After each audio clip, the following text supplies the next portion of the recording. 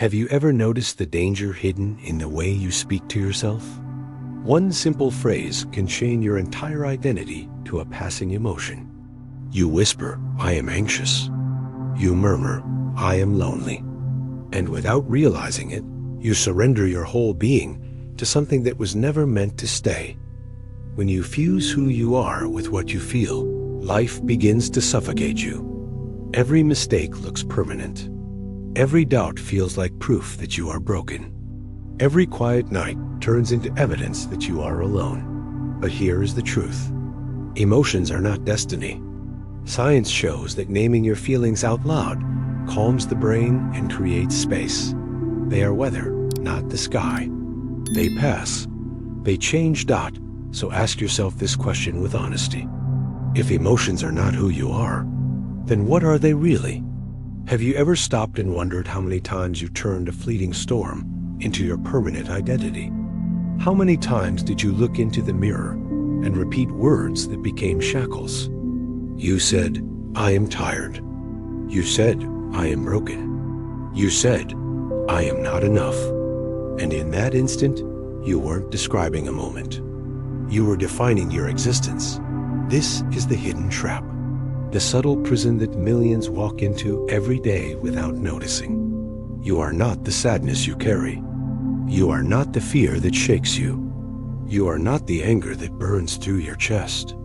Yet the moment you merge your being with these states, they become chains that hold you down. Think of this. A storm rages across the sky. Dark clouds cover everything.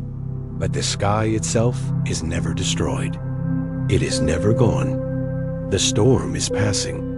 The sun waits. Yet when you believe you are the storm, you live as if the sky will never clear again. Science has revealed something powerful. At UCLA, researchers discovered that simply labeling your emotions, saying the words out loud, reduces activity in the amygdala, the part of the brain that controls fear and reactivity. By naming a feeling, you separate yourself from it. You create space. You breathe again. This is not just theory. This is survival. In New York, a young woman lost her job. Every day she told herself, "I am a failure." She carried those words into every conversation, into every room, into every silent night. The more she said it, the more it became real. She wasn't just experiencing disappointment. She believed she was disappointment itself, and the weight dragged her into depression. But then something shifted. She learned a new way of speaking to herself. Instead of "I am a failure," she said, "I am experiencing disappointment right now." One small change, one subtle shift, and the weight began to lift. She saw clearly. She was not the failure. She was a person walking through a season, a storm that would pass. That awareness gave her the power to begin again.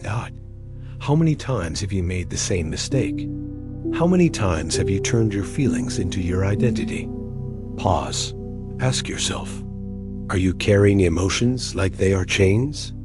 Are you confusing passing weather with the sky itself? You don't have to live this way. You don't have to keep surrendering your name to a fleeting mood. Right now, remind yourself, you are not your sadness. You are experiencing sadness. You are not your anxiety. You are feeling anxious. You are not your fear. You are noticing fear. And the moment you see the difference, the prison door begins to open. This is why the words you use matter more than you realize. Every time you say "I am," you stamp your being with identity. Every time you add a label to your core, you either free yourself or lock yourself down. So here is the challenge. The next time you feel the storm rising, don't fuse with it. Name it, call it out, and let it move on. Because emotions are not permanent. They are signals. They are energy. They are messages passing through the body. They arrive to teach you, and then they fade, but only if you let them go. If you hold them, if you call them your identity, they become walls around your life. So I ask you now, will you keep confusing who you are with what you feel? Or will you finally step into the truth? If you have ever mistaken your feelings for your identity, leave a comment saying, "I have felt this too." Press like to remind yourself to separate who you are from what you feel. Because when you draw that line, everything begins to change. You stop living as the storm. You start living as the sky. And that question still remains, waiting for you to answer it with courage. If emotions are not truly you, then what are they really? Emotions are not your identity. They are only energy moving through your body. Let that sink in. If emotions are not who you are, then what are they? Have you ever noticed how a feeling rises, lingers, and then dissolves, almost like a wave? One moment you are furious, the next you laugh, the next you grow quiet. Does that not prove they are travelers, not owners of your soul? Imagine this. A notification pops up on your phone. It demands your attention, but it is not the whole story. Anger works the same way. Fear, sadness, even joy. They are messages, not definitions. They alert you, they signal that something matters, but they are not the entirety of who you are. Think carefully. Every emotion you feel is data, a transmission, a coded message sent from within. Daniel Goleman, the father of emotional intelligence, said it best. Emotions are data, not directives. They do not command you. They inform you. So why have you been treating them like chains? Why have you been bowing to them as if they decide your worth? The truth is simple.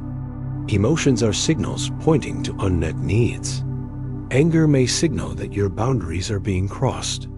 Anxiety may reveal that you crave clarity. Sadness may whisper that you need connection. None of these emotions say you are broken. They say you are alive. Consider this story. In Silicon Valley, a young entrepreneur worked day and night. Every ounce of anxiety he felt, he labeled as weakness. He hid it, he fought it, but the more he resisted, the heavier it became, until he learned something profound. His anxiety was not weakness. It was a signal. It was telling him that his systems were unclear, that he needed structure. When he listened, he changed his approach. He built clarity into his workflow, and the anxiety lessened. What once felt like a curse became a compass. Now stop and ask yourself, how many times have you mistaken a signal for a sentence? How many times did you hear your emotions calling and instead turn them into verdicts about who you are? You feel fear. You say, "I am weak." But the truth? Fear is asking, "Are you prepared?" You feel sadness. You say, "I am broken." But the truth? Sadness is whispering, "You need to be held." You feel anger. You say, "I am cruel." But the truth? Anger is shouting, "Your boundaries are being ignored." This is the shift you must make. Stop living as if emotions are commands. Start seeing them as guides, because here is the reality.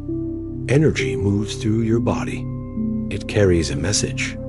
Once delivered, it moves on. Unless you trap it, unless you fight it, unless you call it your identity and give it power it never had. Think of it again as weather. Rain does not mean the sky is ruined. Thunder does not mean daylight is gone. They pass. They always pass. So the question is not whether emotions exist. The question is whether you will finally listen to what they are trying to tell you. What would happen if you stopped running from them? What would happen if you sat quietly, named them, and asked what message they carried? You might realize your anger is protecting your values. You might see your fear is sharpening your focus. You might discover your sadness is reconnecting you to love. That is the power hidden in the signals. That is the wisdom waiting beneath the storm. So I ask you directly, do you want to keep treating your emotions as chains? Or are you ready to use them as a compass? If you are ready to step into that shift, follow this journey closely, because the parts that come next will change the way you see your life forever. Now pause. Feel this question rise in your mind. If emotions are only signals, only energy moving through, then how do we stop reacting blindly and start observing with clarity? Asterisk that answer. The step that transforms everything begins now. The key is to create distance between me and the emotion. Think about that for a moment. How different would your life look if you could step back instead of being swallowed whole by every feeling that rises inside you? How many arguments would you have avoided? How many regrets would you have spared yourself if you had paused, breathed, and simply witnessed? Have you ever been stuck in traffic and felt rage boil up inside you? The horn blaring, the driver cutting you off, your hands gripping the wheel tight. Now imagine in that exact moment, you inhaled deeply, exhaled slowly, and whispered to yourself, "This is anger rising. Not my identity, not my destiny, just anger passing through." Can you feel how everything would shift? Asterisk, that is the art of observing. Not reacting, not fusing, simply witnessing. This practice is called label and breathe. 2 simple steps. Name the emotion. Breathe 3 times. That's it. When you say, "This is fear, this is sadness, this is anger," you separate yourself from it. You stop drowning and begin floating above the wave. Science backs this up. Harvard research in 2010 showed that mindfulness training reduced stress levels by 40% after only 8 weeks. 40%. That is not magic. That is the power of observation. And this is not just theory. Let me take you to Texas. A veteran returned home carrying the invisible wounds of war.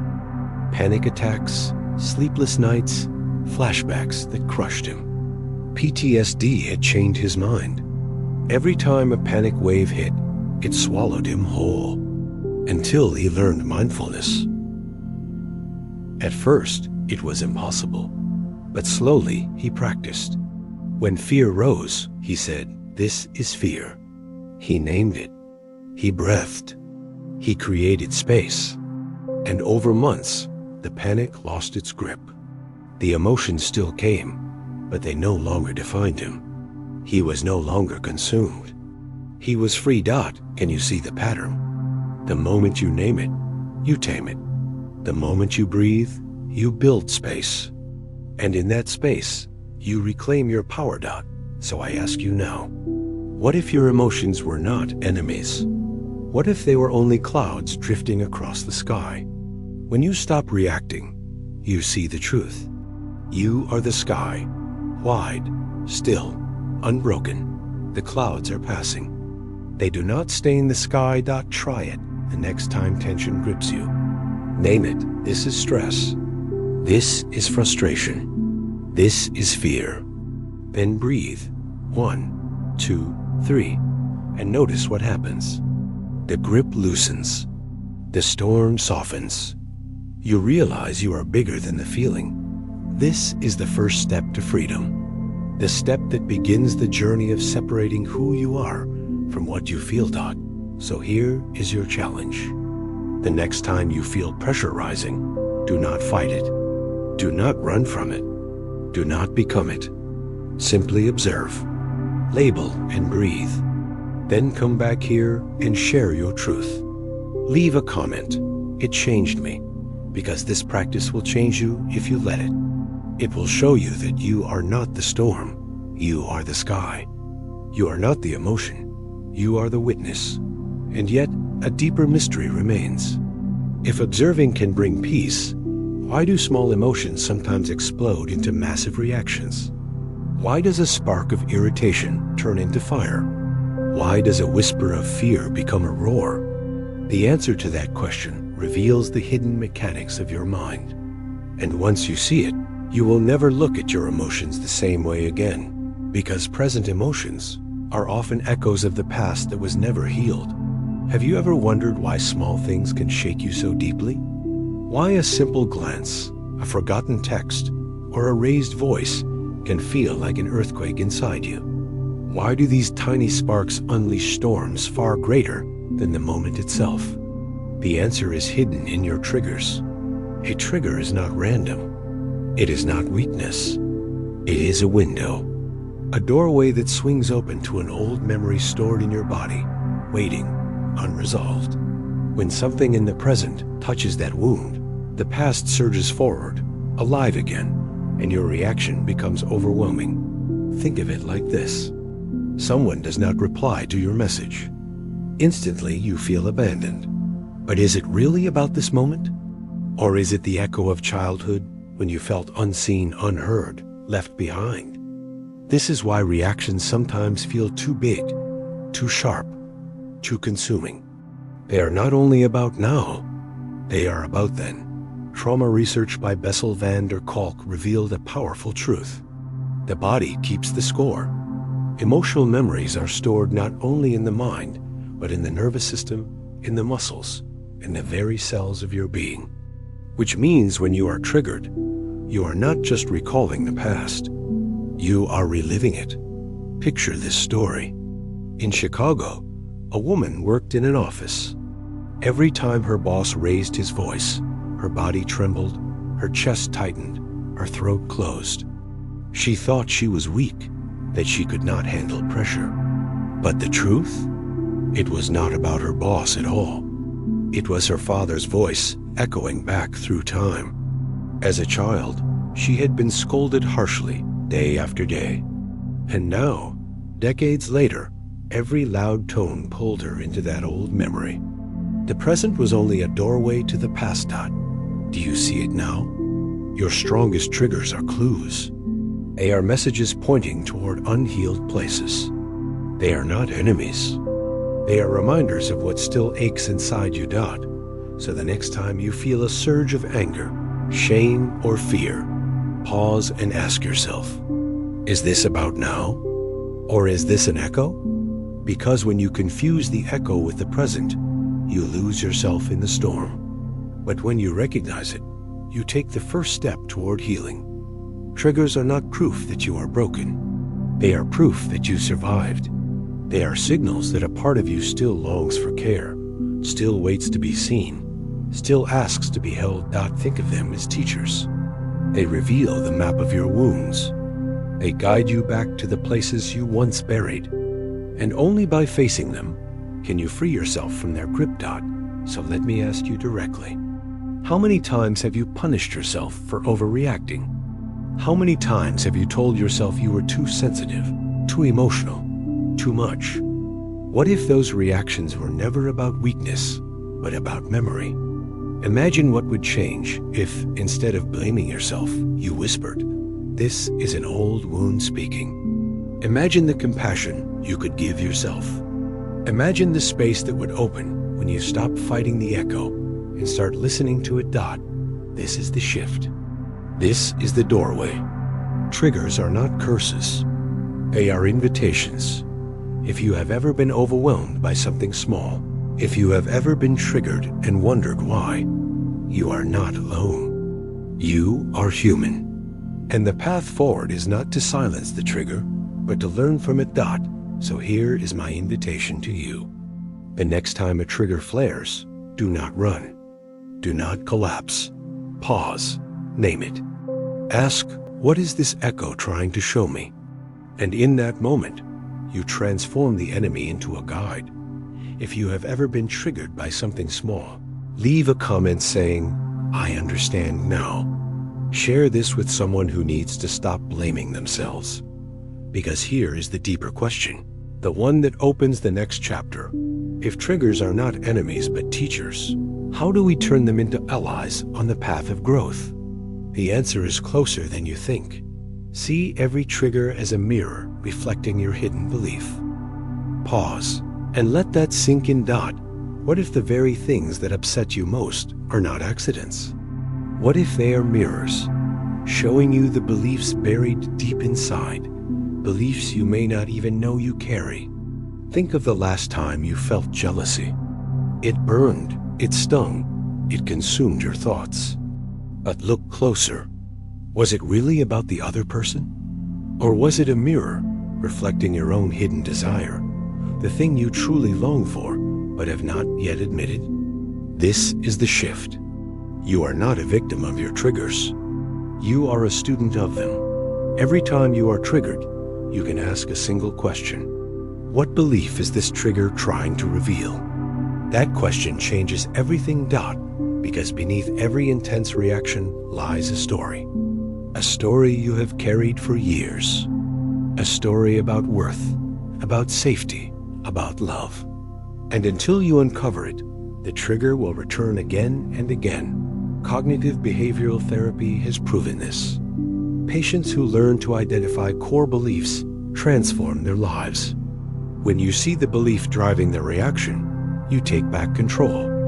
You stop being ruled by old patterns. Consider this story. A young man in Los Angeles hated being criticized. Every time someone gave him feedback, he exploded in anger, defensive, sharp, unable to listen. But when he worked with a therapist, he discovered the truth. Buried beneath his reactions was an old belief. I am not good enough. It was born in school, when every mistake was punished, when every flaw was magnified. For years, he carried it in silence. And every comment in adulthood touched that wound, reigniting the belief. Once he named it, once he saw it clearly, the power began to fade. Feedback no longer felt like an attack. It became information.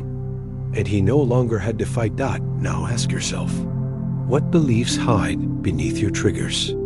Is your anger a mirror reflecting the belief that your voice does not matter? Is your fear a mirror reflecting the belief that you are unsafe? Is your shame a mirror reflecting the belief that you are unworthy of love? You cannot heal what you refuse to see.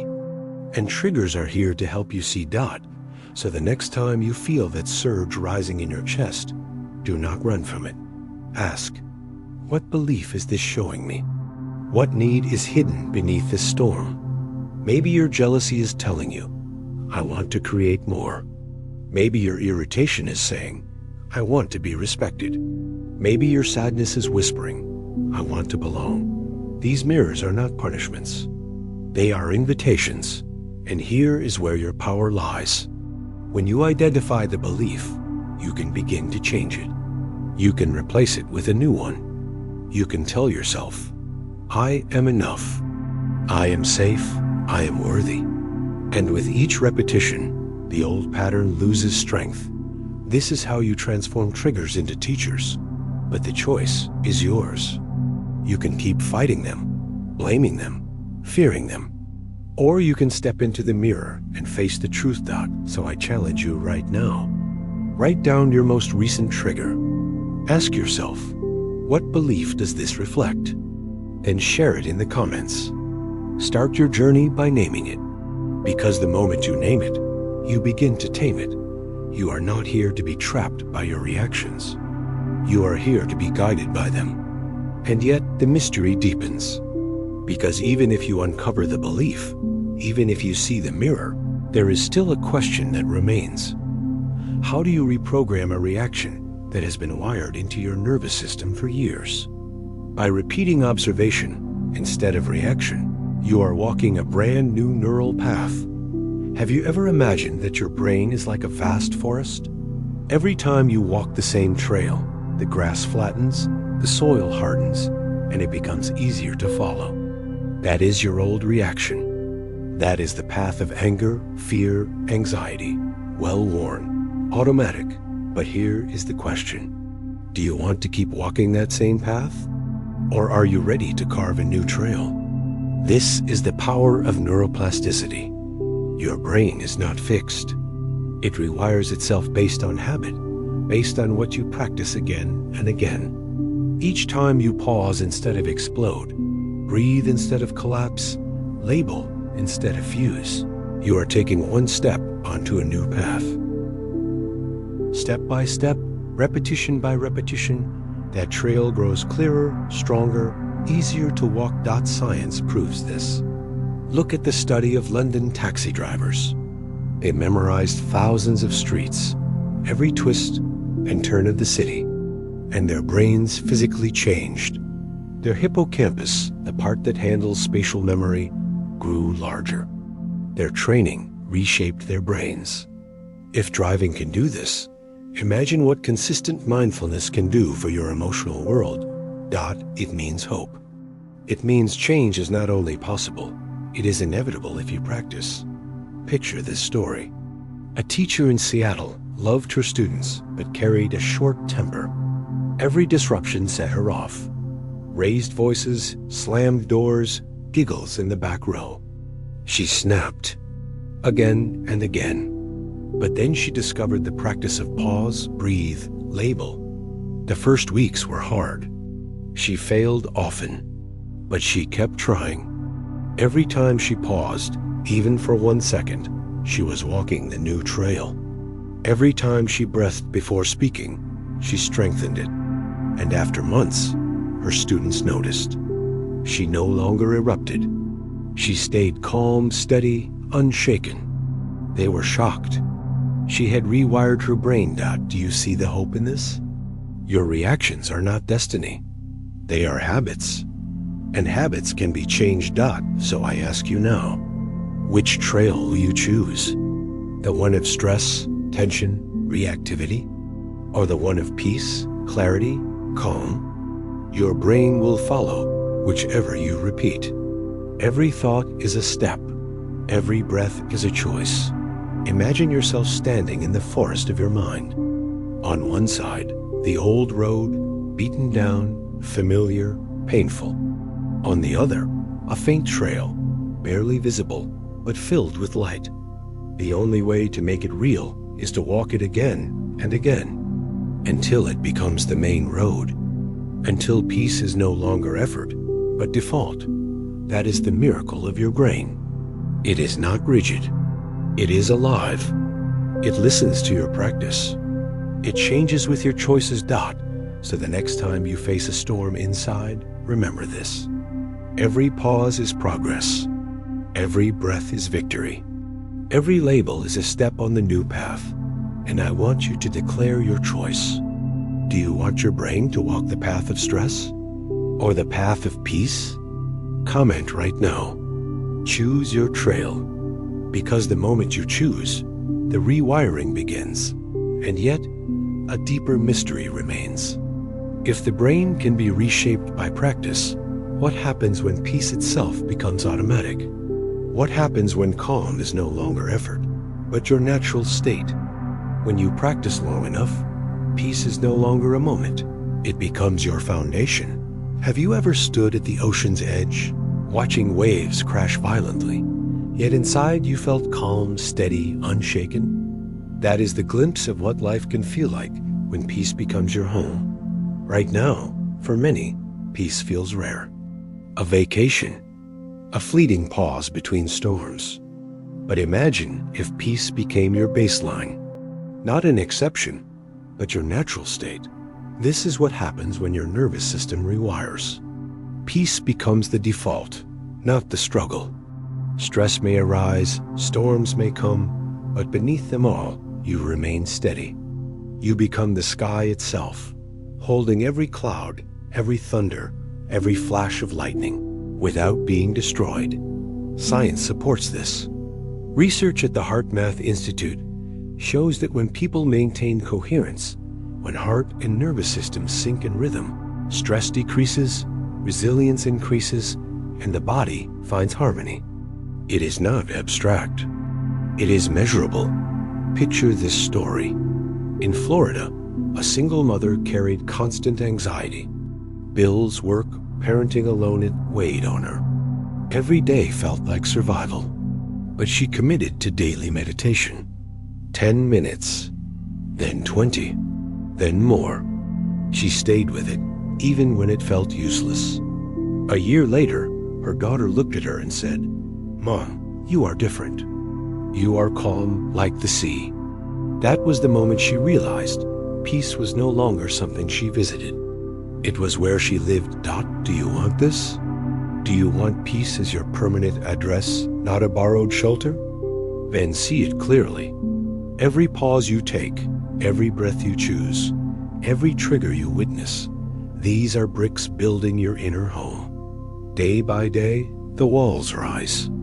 Until one morning, you wake and realize storms come, but they no longer own you. You belong to peace. Think of it this way. The body remembers chaos, but it can also remember calm. When you practice stillness, the nervous system learns it, adopts it, makes it the baseline. And that baseline becomes your greatest power dot.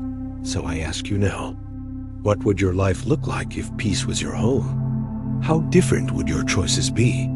How lighter would your relationships feel? How much more energy would you carry if your body no longer lived in constant battle? This is not about escaping storms. Life will always bring waves. It is about becoming the ocean beneath them. Deep, vast, unshaken.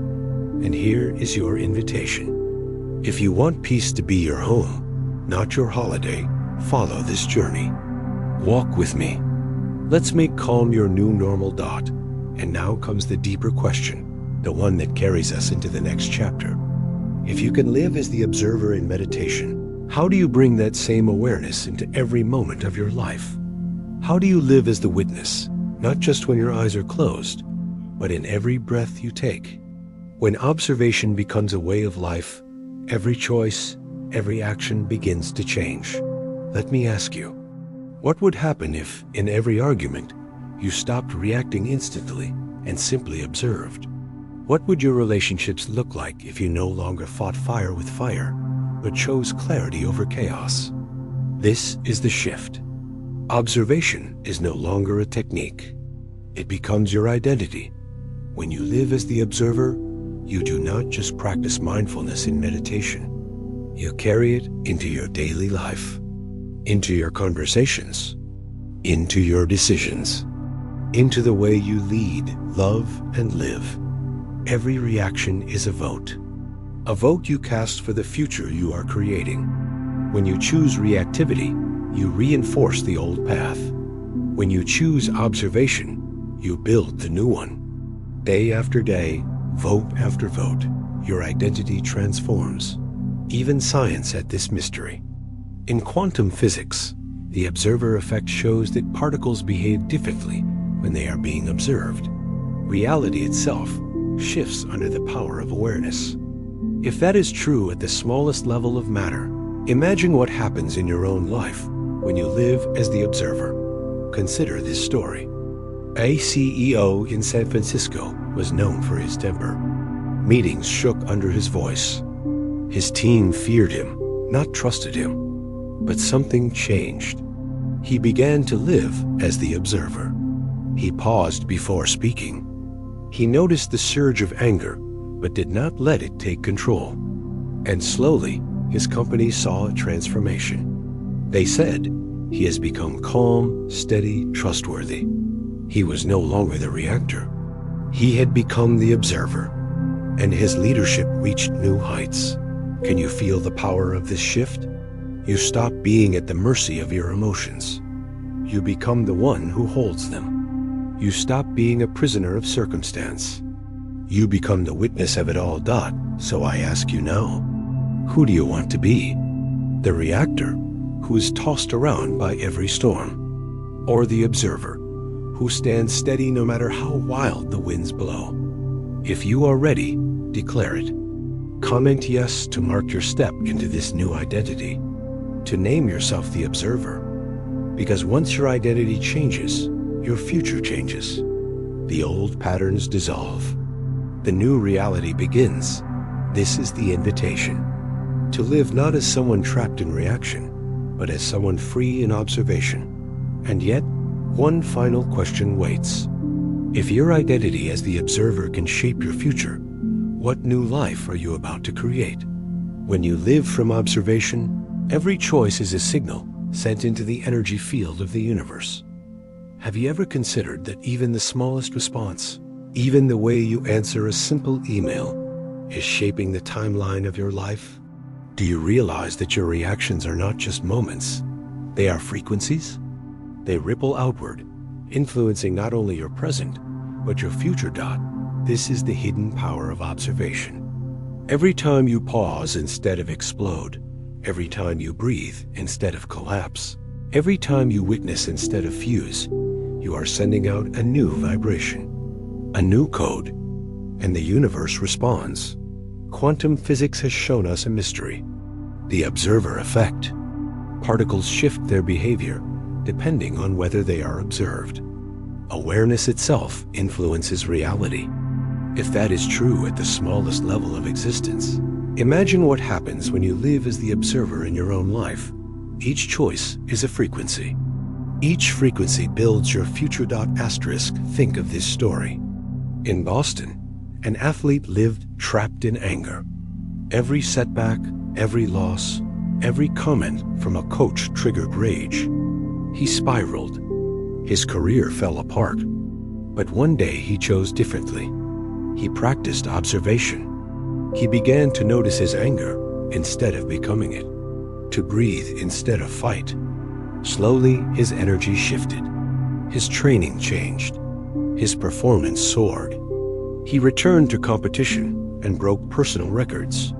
His future had been rewritten, not by chance, but by the frequency he chose to live in.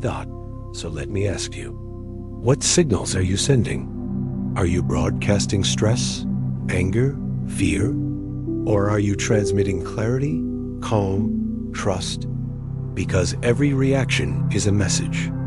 Every choice is a declaration. And the future you are stepping into is built by the signals you send today. This is why living as the observer is not small. It is everything. It is not just about managing emotions. It is about rewriting your destiny. Imagine this clearly. Each time you observe, you cast a vote for a new timeline. You carve a path into a future where peace is the foundation. But each time you fall into old reactions, you feed the timeline of stress, chaos, and struggle. Which one will you choose? You are more powerful than you know. You are not a victim of the past. You are the author of the future. And the ink you use is your awareness. So I invite you right now, declare it. Do you want to create your future through old reactions or through new observation? Comment now. I choose observation, because that single choice repeated builds an entirely new life. And here lies the next question, the one only you can answer. If the future is shaped by every present choice, what will you do, starting right now, to begin this journey? The next step is the small action you take today. Ask yourself right now, what if one single pause, one breath, one moment of naming your emotion could shift the entire direction of your life? What if a single choice today could rewrite your future? This is not theory. This is reality. Emotions are not your identity.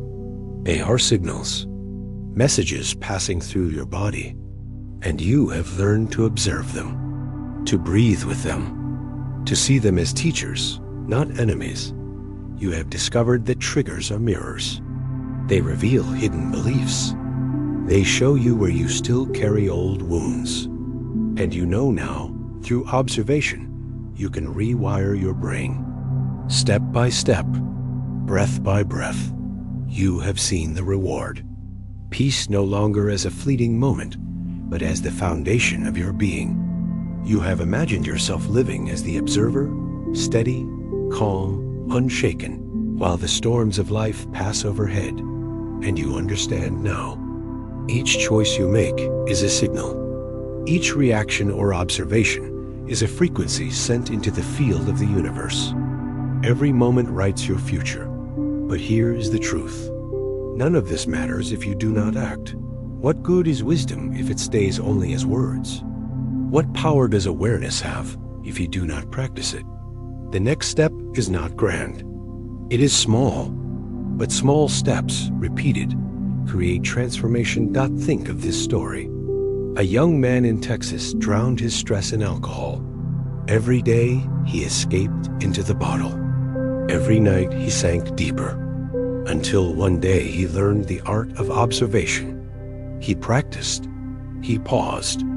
He named his emotions. He breathed. Slowly, he broke free from the cycle. He rebuilt his family.